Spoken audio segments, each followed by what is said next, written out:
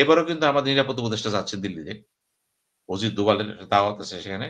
এটাও কিন্তু একটা আঞ্চলিক নিরাপত্তা একটা বৈঠক কিন্তু। কিন্তু এই বৈঠকে যদি তাদের সাথে দেখা হবে না, বলা যায় না তো। একান্ত কথা হতেই পারে। হতেই পারে। মূলত যাওয়া কিন্তু সিকিউরিটি কনফারেন্স একটা। এখান থেকে বসে আলাপ আলোচনা হয়, তাহলে তো ইতিমধ্যেই কিন্তু দরজা খুলতেছে। কারণ ডক্টর খলিল যেহেতু নিরাপত্তা উপদেষ্টা এবং হাই পাওয়ার কি বলে? হাই পাওয়ারের ডেলিগেট পাওয়ার আছে তার। ওনাকে বলে রাষ্ট্রপতি de facto chief adviser, defence adviser যেটা বলেন। সিকিউরিটি অ্যাডভাইজার এন্ড আদার পদ তার আছে। না মানে ওনাকে বলে মানে ডিফেক্টো চিফ অ্যাডভাইজার, মানে deputy chief adviser kind of উনি। এটা বলবো না, এটা আমি বলবো না, এই পত্রিকার কথাবার্তা। ডিফ্যাক্ট কথা অন্য জিনিস, এটা পত্রিকার কথাবার্তা। মূল কথাটা হচ্ছে যে আমরা এটা বুঝতে পারতেছি যে খলিলকে রাখা হয়েছে এখানে বিশেষ কাজের জন্য, বিশেষ কতগুলো ভূমিকার জন্য কিন্তু, এবং সেগুলো সে করে যাচ্ছে। এই রোহিঙ্গা নিয়ে আলোচনা করছে সে বিভিন্ন জায়গায়, সে ইভেন কি তার জিয়ার সাথে যখন ডক্টর ইউনূসের কথা হয় তখনও সে ছিল। অর্থাৎ তাকে কিন্তু ডক্টর ইউনূস বিভিন্নভাবে তাকে ব্যবহার করতেছে, দায়িত্বপ্রাপ্ত কিন্তু। ইভেন গতবার যখন ডক্টর ইউনূসের সাথে মোদির দেখা হলো, কথা ছিল না, এটাও কিন্তু ডক্টর খলিলের চেষ্টা হয়েছিল। সুতরাং তিনি কিন্তু একটা কাজ ভালো পারেন, আন্তর্জাতিকভাবে তিনি অত্যন্ত ওয়েল লিঙ্কড আপ এবং নেগোসিয়েশন করতে ভালো, বিদ্যা বুদ্ধি ভালো, জ্ঞান ভালো, বাস্তবতা ভূ রাজনীতি তিনি বুঝেন। এই ভূ রাজনীতি বলতে আমি বোঝাচ্ছি অর্থনীতি সমাজনীতি সবই মিলা, এই টোটালিটি এটা বুঝেন, এবং তার অ্যাপ্রোচটা ভালো। সবকিছু মিলে এবারও কিন্তু সে যাচ্ছে ভারত, অজিত দোভালের সাথে দেখা হবে তার। দেখা হলে প্রসঙ্গ কি হবে? প্রসঙ্গ তো একটাই, যে আপনাদের সাথে আমার সম্পর্কটা কিছুটা শিথিল করা যায় কিনা, সমস্যাটা কোথায়? এই তো সূত্র হলো মাত্র। এটা হতে পারে কিন্তু, তারপর মনে রাখতে হবে প্রফেসর ইউনূসের মেয়াদ কত আছে। যদি বাস্তবতাতে ধরেন, সে তো ঘোষণা দিচ্ছে নির্বাচনটা হবে ফেব্রুয়ারি মাসে। ফেব্রুয়ারি মাসে হলে নভেম্বর অর্ধে চলে গেল, আসে তো কত? ডিসেম্বর, জানুয়ারি, ফেব্রুয়ারি, 3টি মাস। এখানে 3 মাসের মধ্যে প্রফেসর ইউনূস ভারতের সাথে কি সম্পর্ক করবে? ভারত তো একবারে বলে দিয়েছে নির্বাচিত সরকার সাথে আমরা আলোচনা করব না। তারপরে বলছে মাঝে মাঝে আলোচনা হতে পারে, অর্থাৎ আইওয়াস। এই মুহূর্তে ভারত যে স্বল্প মেয়াদে, যদি প্রফেসর ইউনূস স্বল্প মেয়াদে অবস্থান করে, তাহলে কিন্তু ফলাফল খুব একটা বেশি ভালো হবে না। Result is not so big. আর যদি এরকম কোনো পরিকল্পনা থাকে আমি দীর্ঘদিন থাকবো, সেটা ভিন্ন কথা কিন্তু। সেই ক্ষেত্রে কিন্তু নতুন সূত্রপাত হইতে পারে কিন্তু। কাজে সবগুলো জিনিস, আমি শেখ হাসিনাকে কিন্তু আওয়ামী লীগ মনে করতেছি না। আমি মনে করতেছি শেখ হাসিনা হচ্ছে ভারতের ফ্রন্ট যোদ্ধা, ফ্রন্ট লাইন যোদ্ধা। হুম। ভারতের বড় শক্তি হচ্ছে বাংলাদেশে আওয়ামী লীগ। পৃথিবীর ইতিহাসের ঘটনা নাই কিন্তু একটা দেশের দল, বড় দল, অন্য দেশের হাতিয়ার। তো ভারতের তো সেনাবাহিনী বাদ দেন না কেন, অর্থের যুদ্ধ বাদ দেন না কেন, একটা বাহিনী তার হাতে আছে না আওয়ামী লীগ। তো সেই ক্ষেত্রে তার মাথা নত করবো কেন সহজে? দেখতেছে যে আমরা ইচ্ছা করলে অনেক কিছু করতে পারি, এখন না পারি পরে পারবো। একটা দেশ তো আর একদিনের জন্য হয় না। হাসিনা হয়তো একসময় মারা যাবেন, মোদি মারা যাবেন, ইউনূস মারা যাবেন, কিন্তু ভারত তো মারা যাবে না, বাংলাদেশ মারা যাবে না। এতে প্ল্যানটা বৃহত্তর প্ল্যান আসছে। তো সেই ক্ষেত্রে কিন্তু আমি মনে করি প্রফেসর ইউনূস ভারতের সাথে সম্পর্ক উন্নয়নের জন্য বিভিন্ন পদক্ষেপ নিছে, এটা যাত্রা মাত্র। কারণ উনি যদি 26 সাল পর্যন্ত ক্ষমতা থাকে, ফেব্রুয়ারিতে যদি থাকে বা না থাকে, ফেব্রুয়ারিতে কিন্তু আমাদের ফারাক্কা চুক্তি নিয়ে আলোচনা আছে, গঙ্গা পানি চুক্তি নিয়ে আলোচনা আছে কিন্তু। ওই আলোচনা কিন্তু বিরাট ব্যাপার। ওটা কিন্তু তাকে দেওয়া হবে না, পলিটিক্যাল গভর্নমেন্ট দরকার। উনি কেন নির্বাচন দিচ্ছে? উনার সামনে কিন্তু মহা বিপদ। একটা আর্থিকভাবে দেশ গড়ার পিছনে, আরেকটা বিপদ হচ্ছে ভারতের সাথে আমাদের সম্পর্ক এমন জায়গায় জটলা বাঁধছে, ওগুলো যদি সমাধান করতে না পারেন তিনি বিতর্কিত হয়ে যাবেন, দশা হয়ে যাবেন। কারণ রাজনৈতিক দল ছাড়া ভারত এই কিছু করবে না। এই 30 বছর চুক্তি যেটা হয়েছিল গঙ্গার পানি, চিন্তা করেন, এটা শেষ হয়ে যাবে আগে বছর। বাণিজ্য তো আসি, কূটনীতি তো আসি, তো ভারত তো বসে নেই, তার র তো বসে নেই, তার গোয়েন্দা বাহিনী বসে নেই, অজিত দোভালও বসে নেই। Ajit Doval that this very moment after the death of আপনি বলতে পারেন প্রণব মুখার্জি, ওই সময়টা চলে যাওয়ার পরে দেখতেছে অজিত দোভাল বিশেষ দায়িত্বপ্রাপ্ত তো সে। এবং ভারত থেকে তো লোক আসতে আছে বাংলাদেশে, কেউ না কেউ তো আসতে যোগাযোগ করতেছে, ডিপ্লোম্যাটিক চ্যানেলে কথাবার্তা হচ্ছে। কাজে আমি মনে করি যে প্রফেসর ইউনূসকে যে যাই বলুক, তিনি যে একেবারে বোঝেন না তা না, তিনি সব বোঝেন। চুপচাপ থাকেন, আপনাকে মনে হচ্ছে বোকা।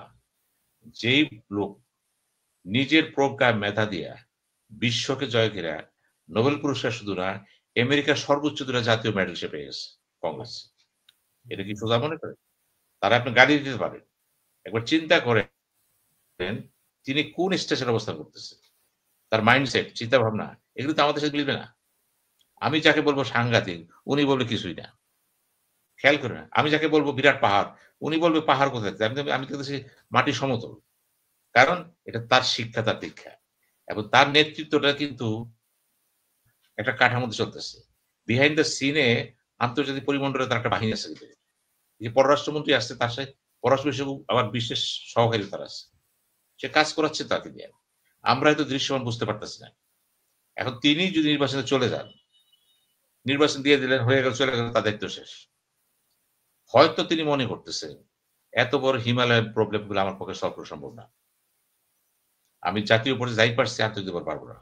আর আন্তর্জাতিক পর্যায়ে কিন্তু তেমন কোনো ব্রেক থ্রু হয় নাই। কিন্তু আমেরিকার ভূমিকাটা বাংলাদেশে এখনো কিন্তু স্পষ্ট না, একেবারে চুপচাপ সব। কেন চুপচাপ? ভারত তো সেখানে লবি করতেছে। আওয়ামী লীগের 3টা লবিস্ট গ্রুপ নিয়োগ করছে, তারা বসে নাকি জাতিসংঘ তার দৌড়াদৌড়ি করতেছে, তাদের অর্থ আছে, সম্পদ আছে, লবি আছে, বিভিন্ন বিভিন্ন জায়গাতে ছড়াছিটে আছে। আওয়ামী লীগ তার একদিন হয় নাই, পৃথিবীর যে দেশে যাবেন আওয়ামী লীগ আছে, তার কমিটি আছে, যেখানে যাবেন, যে ফোরামে যাবেন তার লোক আছে কিন্তু। আর শেখ হাসিনা দীর্ঘদিন থাকার অবস্থায় তার পরিচিত আছে। সবকিছু মিলিয়ে উনি পয়সা থাকবেন না। উনি লকডাউন করবেন, স্ট্রাইক করবেন, মাঝে মাঝে বলবেন যে আমি আসতেছি, দেশে পড়তেছি। আবার এরকম হতে পারে, দেখেন আমি যেটা প্রেডিকশন করতেছি, উনি অত্যন্ত জেদি মহিলা, কিন্তু যারা তাকে চিনে জানে অত্যন্ত জেদি। কারণ খুন খারাপি পাড়ায় পিটাপিটিতে ব্যাপারই হয়ে গেছে। কারণ সে দেখেছে তার বাপ মা মারা গেছে, সে দেখেছে ভাইয়েরা মারা গেছে, সে দেখেছে লাশ, এবং সে তার সম্পর্ক, তারও লাশের সাথে সম্পর্ক আছে, এবং পুরাণ জ্বালান ব্যাপারই না। অর্থাৎ তিনি উদ্দেশ্য সাধনের জন্য যা কিছু প্রয়োজন, বলে না, end justify the means, means justify the ends, কথা আছে ফিলসফিতে। অর্থাৎ উদ্দেশ্য সাধনের জন্য যা কিছু দরকার সবকিছু করবে। এই কিন্তু আমার প্রশ্ন হচ্ছে যে এই যে লকডাউনটা ঘোষণা করলো, আপনি অবশ্যই বললেন যে সরকার আতঙ্কিত হয়েছে বা জনগণ আতঙ্কিত হয়েছে, মানুষজন কম বের হয়েছে, কিন্তু এইরকম 2-1 জন মোটরসাইকেল দিয়ে হঠাৎ করে পেট্রোল বোমা মেরে পালিয়ে গিয়া, মানে এটা আসলে আওয়ামী লীগের অ্যাচিভমেন্টটা কি? আসলে এতে কি পেল আওয়ামী লীগ? দেখেন, আওয়ামী লীগ তখন মরিয়া, সে মনে করতেছে এইটাই তার অ্যাচিভমেন্ট, এইভাবে অ্যাচিভমেন্ট হবে। কারণ আন্দোলনের গতি পরি দেখেন, সে তো একটা বিরাট আন্দোলন, গণঅভ্যুত্থানের বিরুদ্ধে তার পতন হয়েছে, এবং তার নেত্রী, একাধিক নেতা এখানে পালিয়ে গেছে।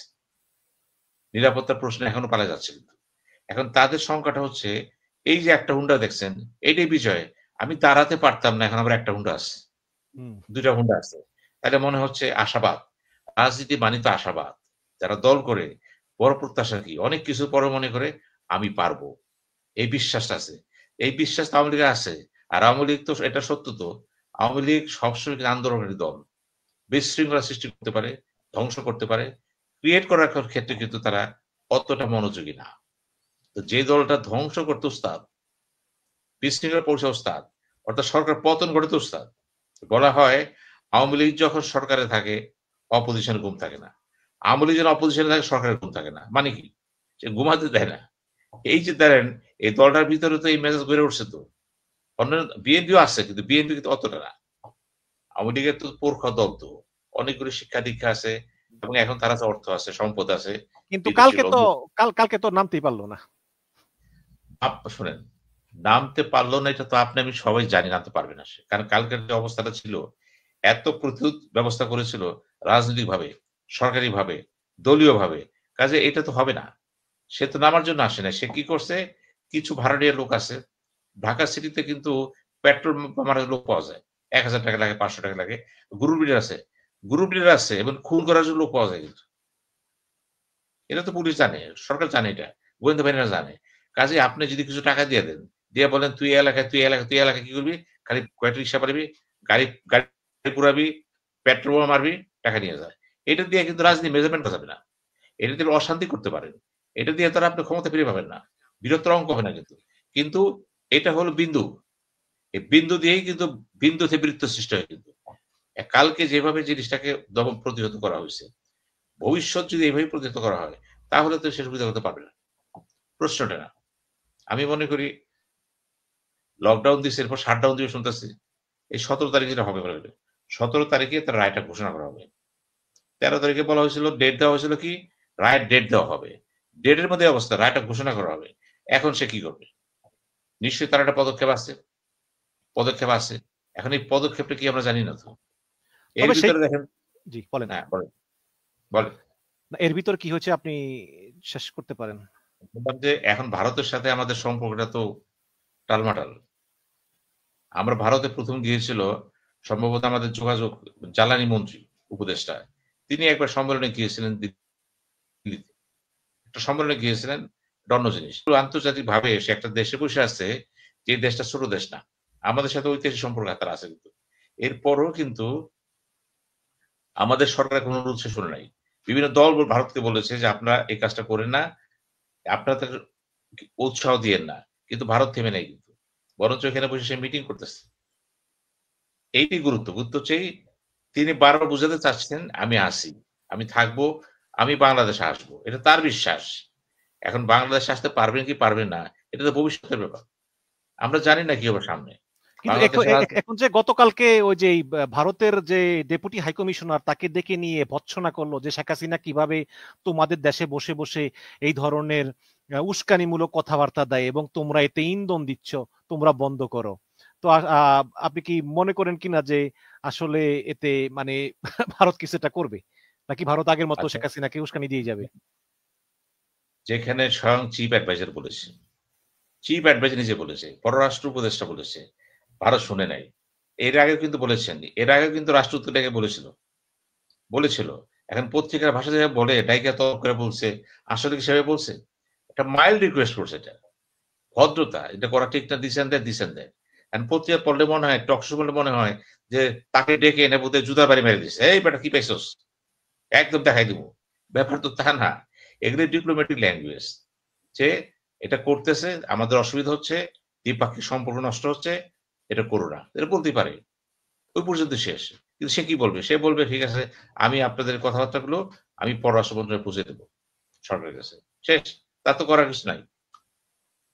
এখন এইটাকে কিন্তু আমি গুরুত্বপূর্ণ মনে করি না। আমি মনে করি এগুলির কূটনৈতিক চাল, কূটনৈতিক কথাবার্তা থাকবে, বসবে, এই তো আর কিছু না। ২ ভাবে দেখেন। একটা হচ্ছে আওয়ামী লীগ একটা আহ্বান জানাইছে লকডাউনের। হুম। এখন এটা ছোট হোক, বড় হোক, একটা ভীতি কিন্তু সঞ্চারিত হয়েছে সরকারের ভিতরে। এই যে সরকার মনে করতেছে ভীতি হবে এবং স্কুল, কলেজ, মাদ্রাসা যেটাই আছে, বিভিন্ন অফিস আদালত বা ট্রান্সপোর্ট এর কথা বলেন, সর্বত্র কিন্তু একটা ভীতি ছিল যে আমার ক্ষতি হইতে পারে। আমার গাড়ি নষ্ট হতে পারে, রিক্সাটি নষ্ট হতে পারে, আমার দোকান নষ্ট হতে পারে। এই যে ভীতিটা, এই ভীতিটার সাথে তো কিছু টুকটাক তো কিছু হইছে। এখন সবচেয়ে গুরুত্বপূর্ণ হচ্ছে আওয়ামী লীগ এই মুহূর্তে একটা লকডাউন রাখার সুযোগ পাইছে। এর আগে কিন্তু বিভিন্ন জায়গায় সে মিছিল করছে। তখনই আমরা বলেছিলাম, মিছিল যখন করতেছে আস্তে, আস্তে বড় হবে কিন্তু এটা। একটা সময় কিন্তু বিরাট আকার রূপ ধারণ করবে। এবং প্রতিহতটা কে করবে? এখন দেখেন প্রতিহত করার জন্য জামাত ইসলাম, শিবির, বিভিন্ন দল, বিএনপি কেউ বাদ নাই। সকলেই কিন্তু ব্যাপক প্রস্তুতি নিয়েছিল। শিবির তো প্রচন্ডভাবে এই প্রস্তুতি নিয়েছিল। তাহলে কেন হলো এটা? অর্থাৎ এইখানে গুরুত্বটা কিন্তু যে সে ডাকলো আর আপনারা সবাই কিন্তু সচেতন হয়ে গেলেন, রাষ্ট্রসহ, যন্ত্রসহ, পুলিশ, আর্মি, বিডিআর বাদ নাই কিছু। এই যে তছনছ করে দিল দেখেন। হ্যাঁ, নিরাপত্তার প্রশ্ন হওয়া প্রয়োজন। কিন্তু সে তো করেছে। এই যে করেছে এবং এটা আমরা যে না গুরুত্ব দিয়েছি, আমার মনে হয় এটাই হচ্ছে এর গুরুত্বপূর্ণ জিনিস এটা। ভবিষ্যতে যদি সে এরকম কাজ আরো করে, তাহলে কি এরকম অবস্থা হবে? তখন তো দেখা যাবে এখন যেমন কিছু লোক আছে, সংখ্যা তো বাড়তে থাকবে। কারণ আওয়ামী লীগের ভিতরে তো এমন সমস্ত লোক আছে যারা বিশ্বাস করে শেখ হাসিনা কোনো অপরাধ করেনি। উনি ফেরেশতা। একেবারে জান্নাতুল ফেরদৌস যেটি তার তৈরি হয়ে গেছে। উনি অপরাধ করতে পারে না। এই যে বিশ্বাসটা, এই বিশ্বাস কে করতেছে?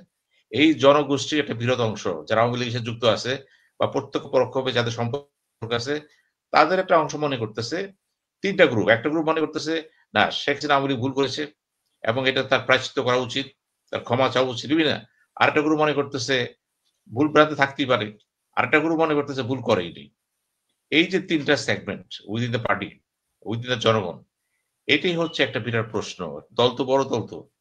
এটা একটা অন্যতম বৃহত্তম দল বাংলাদেশে। একাধিকবার ক্ষমতায় ছিল। মুক্তিযুদ্ধের সাথে সম্পর্ক ছিল তার। অর্থাৎ তার চেয়ে বড় কথা হলো ভারতের মতো দেশে এসে বসে আছে এবং সরাসরি সে ভারত সরকারের সমর্থন পাচ্ছে। ওখান থেকে কথা বলতেছে সে। এই সমস্ত কারণে ২ টা ডাইমেনশন। একটা হচ্ছে ন্যাশনাল ওয়েতে একটা অনুভূতি আছে, সঞ্চার ভীতি আছে একটা। আরেকটা